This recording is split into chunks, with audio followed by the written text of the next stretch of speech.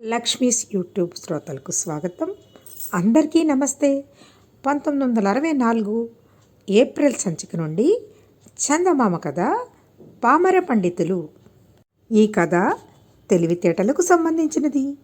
పూర్వం మణిపుర రాజ్యాన్ని వజ్రనాభుడనే రాజు పాలించేవాడు. ఆయన పాలన ఆదర్శప్రాయమైనది, ప్రసిద్ధి చెందినది. ఆయన తన రాజ్యంలో శాంతిని కాపాడటమే కాక ప్రజలకు ఎలాంటి ఉపద్రవాలు, భయాలు లేకుండా తగిన ఏర్పాట్లు చేయడం చేత ప్రజలందరూ తెలివితేటలు గలవారయ్యారు. మరే రాజ్యంలోనూ తన ప్రజలంత తెలివిగలవారు ఉండరన్నది ఆయనకు ఎంతో గర్వకారణంగా ఉండేది.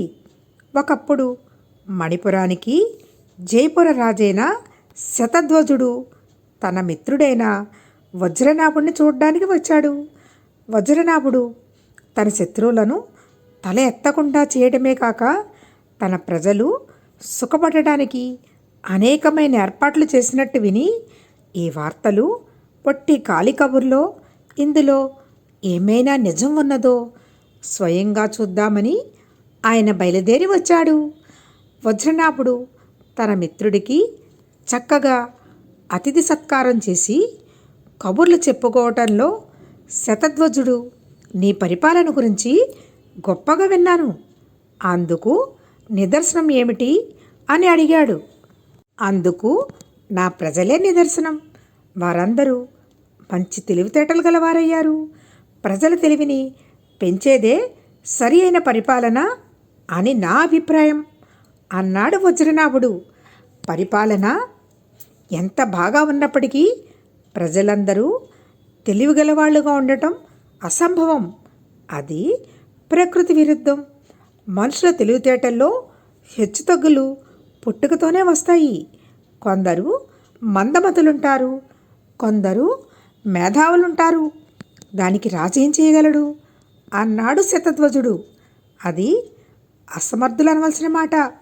కావలిస్తే నా ప్రజల తెలివితేటలు పరీక్ష చేసుకో అన్నాడు వజ్రనాభుడు. అలాగే పరీక్షిద్దాం, పందెం వెయ్యి. నీ ప్రజల్లో తెలివి తక్కువ వాళ్ళుంటే నా రాజ్యం నీకు ఇస్తాను. వారి తెలివితేటల్లో హెచ్చు తగ్గులుంటే నీ రాజ్యం నాకు ఇచ్చేయి అన్నాడు శతధ్వజుడు. పందెం నాకు ప్రధానం కాదు, అయినా నీవు కోరితే ఒప్పుకుంటాను. ముందు పరీక్షకు బయలుదేరదాం పద అన్నాడు వజ్రనాభుడు. ఇద్దరు తమ మంత్రులతో సహా మారువేషాలు వేసుకుని నగరం దాటి పాటకపు జనులు, పేదవాళ్ళు ఉండే ఇళ్లకేసి వెళ్ళారు. ఒక కుటీరం ముందు నిలబడిన గొర్రెల కాపరిని చూసి, శతధ్వజుడు నిన్ను కొన్ని ప్రశ్నలు వేస్తాను, సమాధానం చెప్తావా అని అడిగాడు. అడగండి బాబు, తెలిస్తే చెబుతాను అన్నాడు గొర్రెల కాపరి. అన్నిటికన్నా ప్రకాశవంతమైనది ఏది అని శతధ్వజుడు అడిగాడు. సూర్యుడు అన్నాడు గొర్రెల కాపరి. నీటిలో శ్రేష్టమైన నీరేది? గంగాజలం. ఎటువంటి నిద్ర మేలైనది?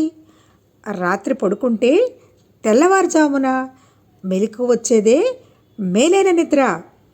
అక్షయపాత్ర అంటే ఏమిటి? ఫలితం గల శ్రమ. పువ్వుల్లో గొప్పది ఏది? లక్ష్మికి నివాసమైన తామర పువ్వు. ఈ సమాధానాలు విని శతధ్వజుడు బాగానే చెప్పావు అంటూ గొర్రెల కాపరి చేతిలో కొన్ని డబ్బులు పెట్టాడు. ఈ సమయంలో గొర్రెల కాపరి కొడుకు వికవికా నవ్వుకుంటూ 5 ఏళ్లవాడు కుటీరంలోంచి బయటికి వచ్చాడు. ఎందుకురా నవ్వుతావు అని శతధ్వజుడు వాణ్ణి అడిగాడు. మీరు అడిగిన దానికి మా అయ్య నోటికి వచ్చినట్టు చెప్పాడు, అది విని మీరు సంతోషించారు అన్నాడు కుర్రవాడు. అయితే సరైన సమాధానాలు నువ్వు చెప్పు అన్నాడు శతధ్వజుడు. అన్నిటికన్నా ప్రకాశవంతమైనవి మా అమ్మ కళ్ళు. ఆకాశం నుంచి పడేదే మంచినీరు. కష్టపడేవాడి నిద్రే మేలైన నిద్ర. మా అమ్మ చెయ్యే అక్షయపాత్ర. దేవుడికి పూజ చేసినదే గొప్ప పువ్వు అని కుర్రవాడు గబగబా చెప్పాడు. శతధ్వజుడు వాడి తెలివికి ఆశ్చర్యపడి వాడి చేతిలో రెట్టింపు డబ్బులు పెడుతుండగా కుటీరలోంచి విరగబడి నవ్వుతూ కాపరి భార్య బయటికి వచ్చింది.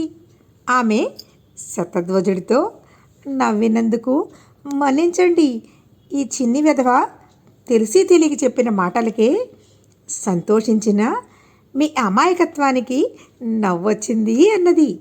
అంతకంటే సరిగ్గా నువ్వు సమాధానాలు చెప్పగలవా అన్నాడు శతధ్వజుడు విస్మయంతో.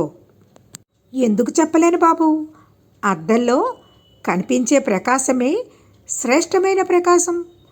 అన్ని బాధలను కడిగే కన్నీరే ఉత్తమమైన నీరు. ఎంత చిన్న అలికడైనా మెలకు వచ్చేదే మంచి నిద్ర. భూమాతే అక్షయపాత్ర. భర్త తెచ్చి భార్యకి ఇచ్చేదే శ్రేష్టమైన పువ్వు అని గొర్రెల కాపరి భార్య అన్నది.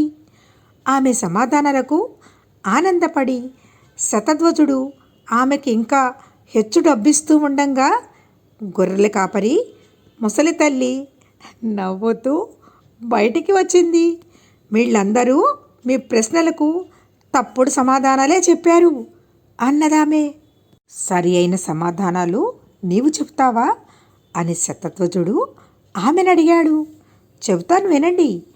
కటిక చీకటిలో వెలిగే చిన్న దీపం యొక్క ప్రకాశమే ప్రకాశం.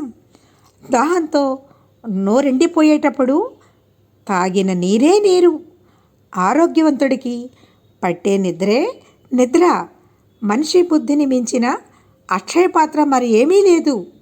ఎండిన తర్వాత కూడా ఏళ్ల తరబడి ఉపయోగపడే పత్తి పువ్వే పువ్వు అని గొర్రెల కాపరి తల్లి అన్నది. ఆమె సమాధానాల్లో గల అనుభవము, తెలివి చూసి శతధ్వజుడు తన మెడలోని హారం తీసి ఆమెకు ఇచ్చేశాడు.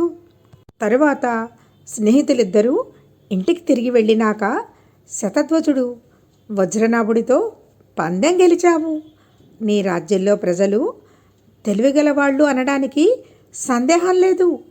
ఒక చిన్న కుటీరంలో ఉంటున్న పసిపిల్లవాడు మొదలుకొని ముసలిదాని దాకా ఎంత తెలివిగా ప్రశ్నలకు సమాధానమిచ్చారు అన్నాడు.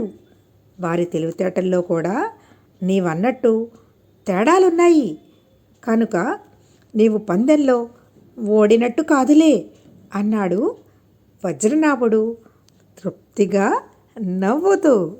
ఈ కథ మీకు నచ్చినట్లయితే లైక్ చేసి షేర్ చేయండి. మీ ఫ్రెండ్స్కి, రిలేటివ్స్కి నా ఛానల్ ఇంకా సబ్స్క్రైబ్ చేయని వారు వెంటనే సబ్స్క్రైబ్ చేయండి.